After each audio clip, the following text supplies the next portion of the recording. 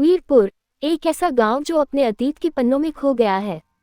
इस गांव में खड़ा है राजमहल, जिसकी दीवारें आज भी कई रहस्यों को समेटे हुए हैं। ये महल न सिर्फ अपने भव्यता के लिए जाना जाता था, बल्कि इसकी किवादें उस रहस्यमयी कहानी के लिए भी होती हैं, जिसमें बताया जाता है कि यहाँ रानी सावित्री की आत्मा अभी भी भटकती है।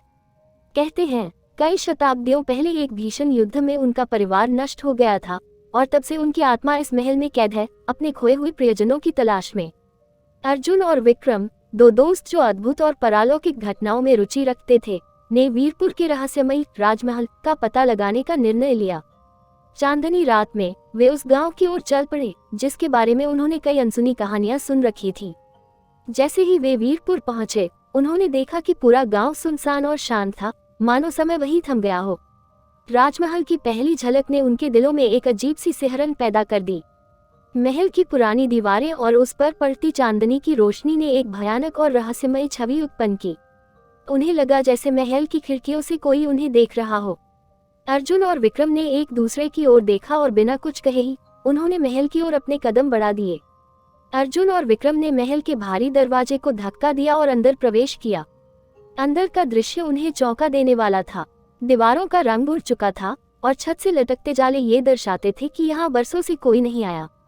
उन्होंने महल के भीतर अपने कदम बढ़ाए। एक भारी सन्नाटा था जो केवल उनके पदचापों से टूटता था। तभी उन्हें कुछ अजीब सी आवाजें सुनाई दी। ये आवाजें कभी किसी दूर के कमरे से आती, तो कभी छत से।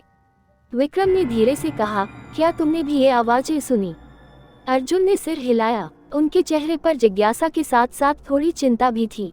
जैसे ही वे एक बड़े हॉल में पहुंचे, उन्हें लगा जैसे किसी की नजरें उन्हें घूर रही हों।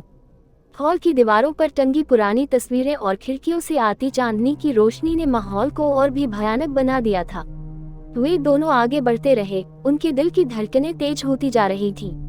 महल के भीतर का हर कोना कोई अनकही कहानी कह रहा था और हर कदम के साथ उनकी जिज्ञासा और बढ़ती जा रही थी। अर्जुन और विक्रम ने एक गुप्त कक्ष में रानी सावित्री की प्राचीन डायरी की खोज की। डायरी खोलते ही उन्होंने पढ़ा कि यह डायरी रानी के दर्द और युद्ध की भयावहता का वर्णन करती है।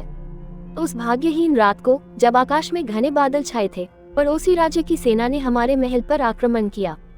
मैंने अपनी खिड़की से देखा कैसे मेरे पति और मेरे बच्चे उनकी निर्ममता का शिकार हुए।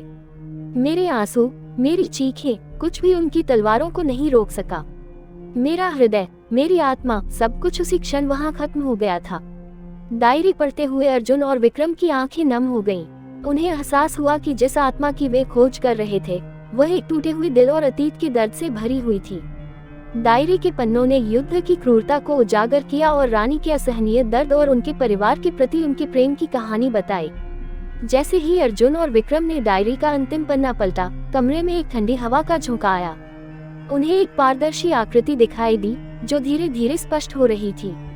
ये रानी सावित्री की आत्मा थी। उनकी आंखों में अपार दैख और अपने खोए हुए परिवार के लिए विलाप था। अर्जुन और विक्रम डर के मारे पीछे हट गए, लेकिन उन्हें रानी की आंखों में एक अनकहा दर्द भी दिखाई दिया। उन्हें एहसास हुआ कि रानी की आत्मा न केवल डरावनी है, बल्कि एक टूटे हुए दिल और अपार दैख से भरी हुई है। रानी की आत्मा ने धीरे से उनकी ओर देखा। उनकी आंखों में वर्षों से दबा हुआ दर्द और अकेलापन था। वो अपने हाथ फैलाकर मानो उनसे कुछ कहना चाहती हो। अर्जुन और विक्रम ने उसे देखकर समझा कि उन्हें रानी की आत्मा को शांति दिलाने में मदद करनी होगी। उस क्षण वे डर के बजाय रानी की आत्मा के प्रति सहानुभूति महसूस कर रहे थे। उनकी आंखों में आंसू थे, लेकिन उनके दिल में रानी के दर्द को समझने की इच्छा थी। अर्जुन और विक्रम रानी सावित्री की आत्मा से मुलाकात के बाद भारी मन से राजमहल से बाहर निकले। उन्होंने रानी की आत्मा का रहस्य तो जान लिया था, पर उसकी आत्मा अभी भी अशांत थी।